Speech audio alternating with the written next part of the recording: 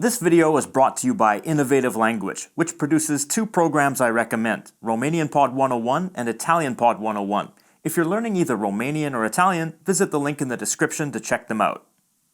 As you probably know, the Romance languages all developed from varieties of Vulgar Latin that were spoken in different parts of the Western Roman Empire. Today, they still have many similarities, and speakers of one Romance language can typically understand the others to a limited extent, whether in speech or just in writing. The Romance language that's often said to be the hardest to understand for speakers of other Romance languages is Romanian, at least amongst the major Romance languages.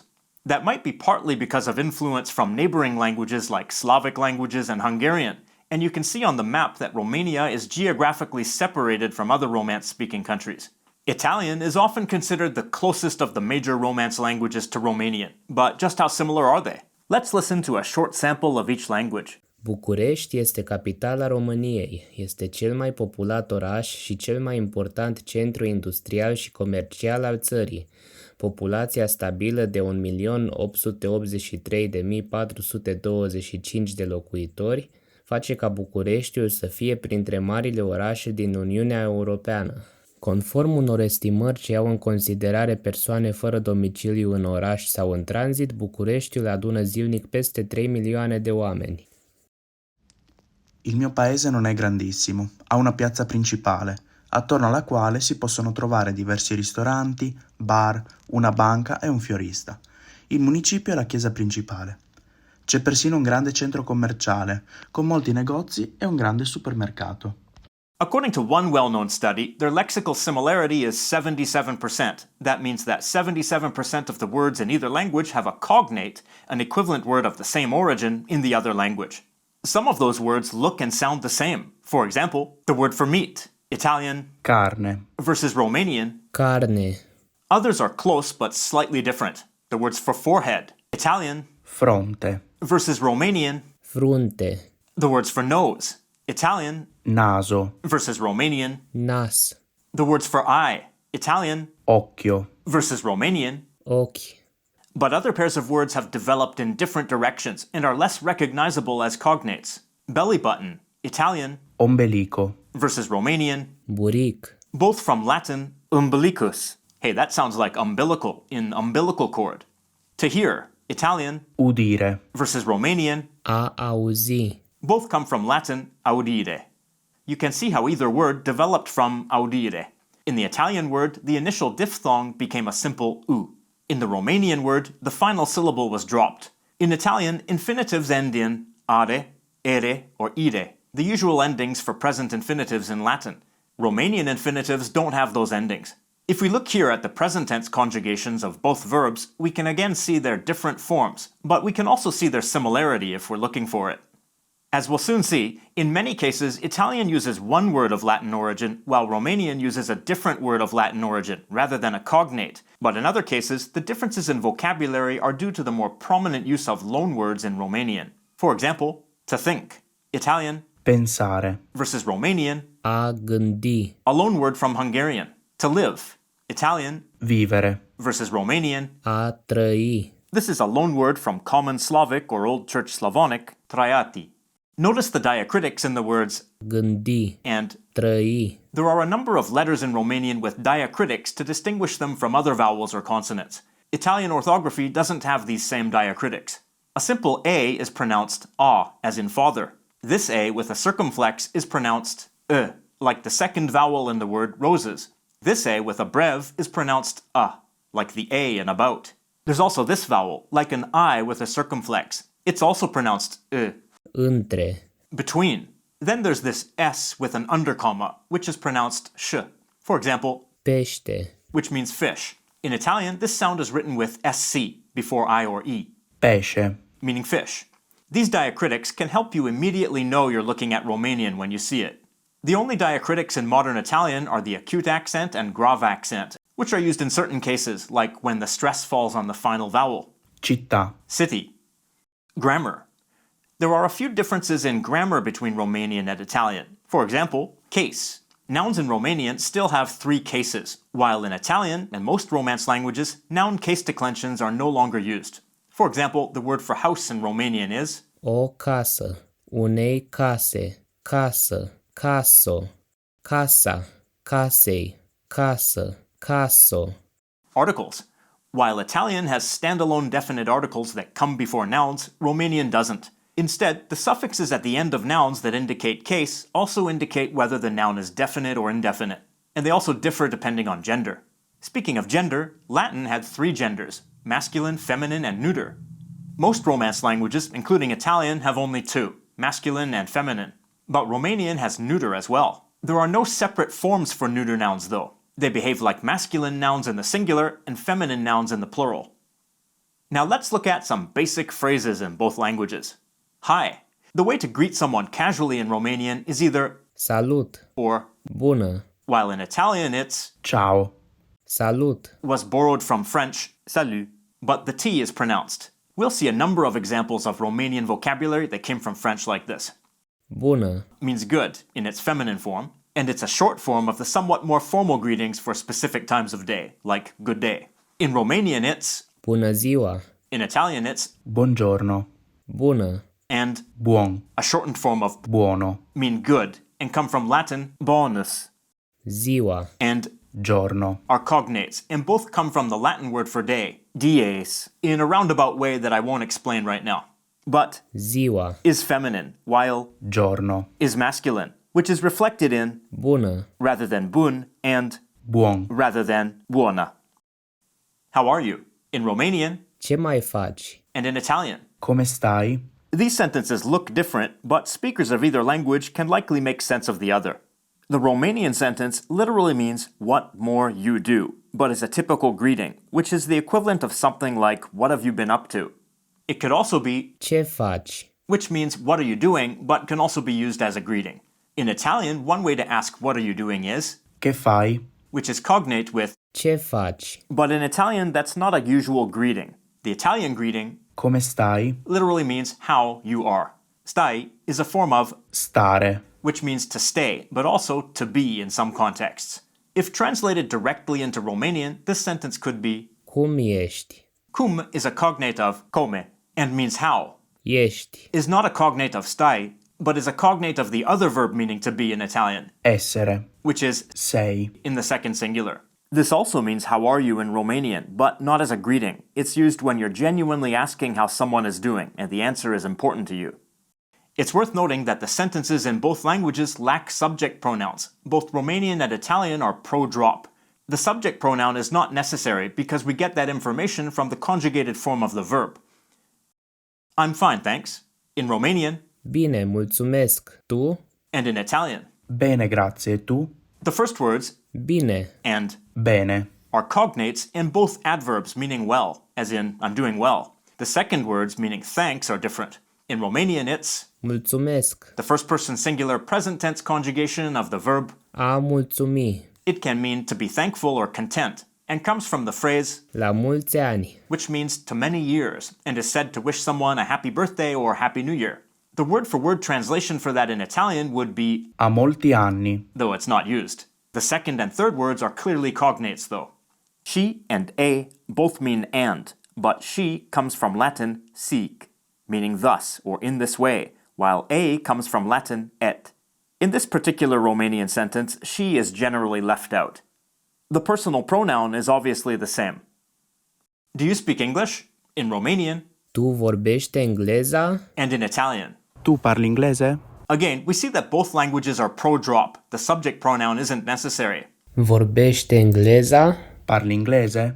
Notice that the verb is different. Romanian Vorbești. is the second person singular present conjugation of, A vorbi. which might come from the Latin word verbum, which means word. The Italian verb Parli. is the second person singular present conjugation of, Parlare. which came from vulgar Latin parolare, from Latin parabola, meaning parable or comparison, which was borrowed from ancient Greek. There are polite formal versions of either sentence too. Dumneavoastră vorbiți engleza? Lei parla inglese? In Italian, the polite second person singular uses the third person conjugation with the pronoun lei. In Romanian, the third person is not used. Rather, there are special polite formal pronouns. The second person pronoun is, Dumneavoastră. it used to be used just for second person plural, but it has mostly replaced the old second person singular form too. It uses the second-person plural conjugation of the verb. Another sentence. Have you been to France? In Romanian. Ai fost în Franța? And in Italian. Sei stato in Francia? Ai is the second-person present conjugation of avea, which means to have, and is used as the auxiliary verb in the present perfect tense and other compound tenses. Fost Means been, and is the past participle of the verb fi, which means to be. Italian also uses a cognate of avea, as an auxiliary verb for most verbs, Avere. to have. But essere, meaning to be, is the auxiliary verb for a limited set of verbs, particularly those indicating presence or movement, and that's the case here. Sei. Is the second-person singular present tense of essere, and it's used here with Stato. which means been, and is the past participle of the verb Stare. the other verb meaning to be. Actually, stato is the past participle of both verbs. A note about fost and its infinitive. fi. It may seem like this verb has no connection to either of the Italian verbs meaning to be, but they're actually connected. The Latin verb for to be, sum, and esse in its infinitive, was a suppletive verb, meaning that it actually incorporates forms from two different verbs, just like English were and be originally came from different verbs. Italian se and essere developed from one of the two verbs, while Romanian fost and fi developed from the other one, which was used in Latin for perfect tenses. This suppletive verb is still used in both languages, but its two component verbs appear in some different forms. Both În and In. come from Latin in, Franța, and Francia. both come from Latin Francia, but Romanian Franța was borrowed from French, France. Another sentence. Where's the police station? In Romanian unde este secția de poliție? and in Italian. Dov'è la stazione di polizia? We can see quite a few differences in these sentences. The first words meaning where are different and developed from different Latin words. Unde? Comes from Latin unde, meaning whence or from where. Dov is an abbreviated form of Dove? which comes from Latin de ubi, meaning from plus where. Next, we see the verbs meaning to be in the third-person singular present form, Este, and E. actually in Romanian there are two possible forms, este, or e. Unde e secția de poliție? that form is somewhat more like the Italian one. The nouns Secție, and Stazione. both mean station. The Romanian word secție, is a loan word from Russian secție, which came from French section, which came from Latin sectio, which has the accusative form sectionem and means cutting off. Again, note that in the Romanian noun, definiteness is shown in the inflection a, while the Italian noun has a definite article in front of it. The Italian word Stazione. developed directly from a Latin word statio, which has the accusative form stationem and means outpost or station. Romanian de and Italian di both mean of and come from Latin de. The words for police poliție, and Polizia. both come from Latin politia, meaning state or government, which ultimately came from ancient Greek politeia, meaning polity, citizenship, or government. But the Romanian word entered the language from French. Now let's look at one more sentence, and this time something a little different. For the final breakdown, we're going to focus on the first sentence of the Universal Declaration of Human Rights in either language. In English, they translate to, all human beings are born free and equal in dignity and rights. In Romanian, toate ființele umane se nasc libere și egale în demnitate și în drepturi. and in Italian, Tutti gli esseri umani nascono liberi ed eguali in dignità e diritti. Toate, is the nominative feminine plural of, tot, from Latin, totus, Tutti. is the masculine plural of, Tutto. which traces back to the same word. In the two words that mean beings, again we see the suppletive verb to be that developed from two different verbs. ființele, Beings. Okay, this one takes a minute to explain. ființele, Is the plural of the feminine noun ființă, with a definite article attached. It comes from fi, meaning to be plus ință, a suffix that forms abstract nouns. Esseri. Is the plural of the masculine noun Essere. a verbal noun, which comes from the verb essere. Again, note that the Italian noun is preceded by a definite article, while the Romanian noun has a nominative ending that also shows the noun as definite. umane, And Umani. both mean human, but umane is the nominative feminine plural of, uman, while umani is the masculine plural of, Umano. se nasc, and Nascono. both mean are born, but in Romanian it's reflexive. Without the reflexive pronoun, it means to give birth to. To say to give birth to in Italian, there's an idiom. Dare alla luce. Literally, give to the light. rather than the verb nascere, libere and liberi, both mean free. But since they agree with the noun, libere is the neuter plural, which is feminine in form, of liber, while liberi, is the masculine plural of libero. Again we see the words for and, but this time the Italian word is ed rather than e. Ed is the form used before vowels, and e is the form used before consonants. egale, And, Eguali, more commonly, uguali, both mean equal and come from Latin equalis. The Romanian word is actually a loan from French égal. în, And in, both mean in, of course, and come from Latin in, as we've seen before. demnitate, And dignità, both mean dignity and come from Latin dignitas, or its accusative form dignitatem. Again we see the words for and, she and e. And finally, the words meaning rights. drepturi, And diritti, drepturi, is the plural of drept, and diritti, is the plural of diritto, both of which come from Latin directus, an adjective meaning laid straight or upright. In both Romanian and Italian, these words can function as an adjective meaning straight or right, in both the senses of correct and direction or side, or as a noun meaning right. As you can see, Romanian and Italian share a lot of similarities, as pairs of Romance languages in general do. In many pairs of sentences, the words are mostly cognates, while in other cases, the words came from different roots, but still Latin roots. And in other cases, there are loanwords, though in the examples in this video, we didn't encounter a large number of them. Not by choice, that's just how it worked out. What I often hear from native speakers is that they can understand the other language fairly well in writing, and whether they can understand it in speech depends on exposure. And many people say that they can learn to converse comfortably in the other language in a matter of weeks, with constant practice and exposure. The verdict: Romanian and Italian are closely related and fairly similar, but definitely not similar enough for their speakers to communicate well without learning the other language. The question of the day: for speakers of Romanian and Italian, how similar are the two languages in your experience? Can you understand the other language? And to other people, how similar did Romanian and Italian seem to you? If you're learning either Romanian or Italian, be sure to check out our sponsors' courses, Romanian Pod 101 and Italian Pod 101, which I've linked to down in the description.